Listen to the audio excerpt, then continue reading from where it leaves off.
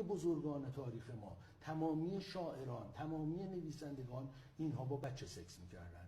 حافظ، سعدی، همه، اوحدی مراغه‌ای، اوحدالدین کرمانی، همه. و معشوق برای سعدی که بوده؟ معشوق برای سعدی شما منظورتون از نظر جنسیت؟ از نظر جنسیتی بله. عرض کنم که هر دو نوعش. هر دو نوعش. یعنی هم ما از روی علائم آثار میتونیم بجام، یعنی مثلا فرض کنید وقتی میگه پرده برداشت که بیگمان خدا روی نبیند، واضح طرف زنه دیگه، یا ظلم باشد بر چنان روی نقاب. ولی در جای دیگه وقتی که میگه عرض کنم که همه دانند که من سبزه خط دارم دوست، نه چو دیگر حیوان سبزه صحرایی را.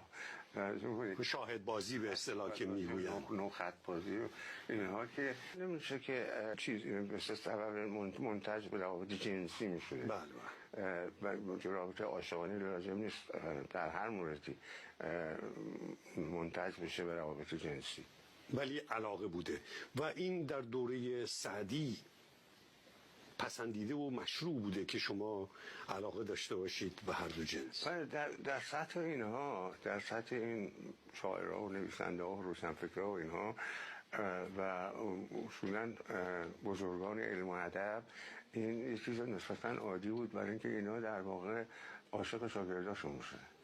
یعنی این نوجوانایی که با اینا کار میکردن کسایی بودن که اینا رو میفهمیدن زبونشون رو و میتونستن جوابشون بدن، در حالی که زن در اون زمان نمیتونست این کار رو بکنه.